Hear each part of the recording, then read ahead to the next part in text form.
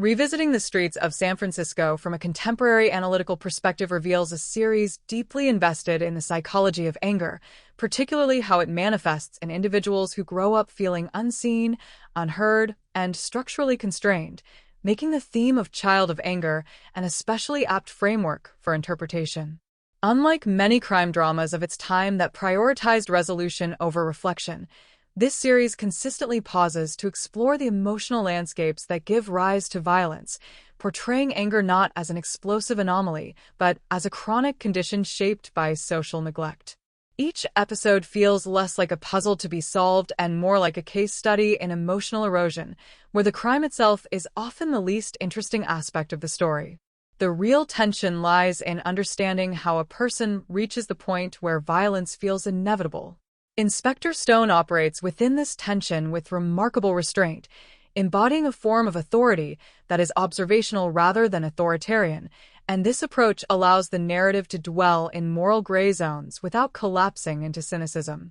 Many of the young offenders depicted throughout the series are caught in feedback loops of frustration, punished repeatedly for symptoms rather than causes, and the show's willingness to linger on their confusion and fear grants them a dignity rarely afforded in television of that era. As someone who has studied film and television criticism, I find it striking how often the series anticipates conversations that would not become mainstream for decades, particularly the idea that anger is often a rational response to systemic failure rather than an individual moral flaw. The visual language of the show reinforces this reading, with its frequent use of long shots that isolate characters within the urban environment, emphasizing their smallness against institutional backdrops. San Francisco's hills, alleyways, and crowded streets function as emotional pressure points, places where aspirations collide with limitations. Comparing this to later procedurals that emphasize speed and spectacle, The Streets of San Francisco feels almost meditative, inviting viewers to sit with discomfort rather than rush toward catharsis.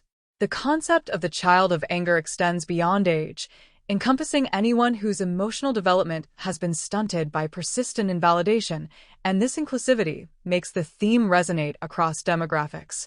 There is also a notable absence of triumphalism in the series, with arrests rarely framed as victories, but rather as necessary conclusions to painful processes. This tonal choice reflects a broader philosophical stance, one that acknowledges the limits of policing in addressing deeply rooted social issues. From a personal standpoint, watching the series now evokes a sense of melancholy rather than nostalgia, because its concerns remain unresolved in contemporary society, suggesting that anger continues to be inherited rather than healed. The relationship between law enforcement and community is depicted as fragile and contingent, dependent on trust that must be earned repeatedly, and this dynamic feels especially relevant today. The Streets of San Francisco does not offer solutions so much as it offers clarity, revealing how easily anger becomes normalized when suffering is ignored. In this way, Child of Anger becomes a mirror rather than a diagnosis, reflecting societal patterns that persist across generations. The enduring power of the series lies in its refusal to reduce complex emotional realities into moral binaries, instead presenting anger as both a warning and a consequence, a signal that something fundamental has gone wrong long before a crime is committed, and this perspective transforms the show from a period piece into an ongoing conversation about responsibility, empathy, and the cost of emotional neglect.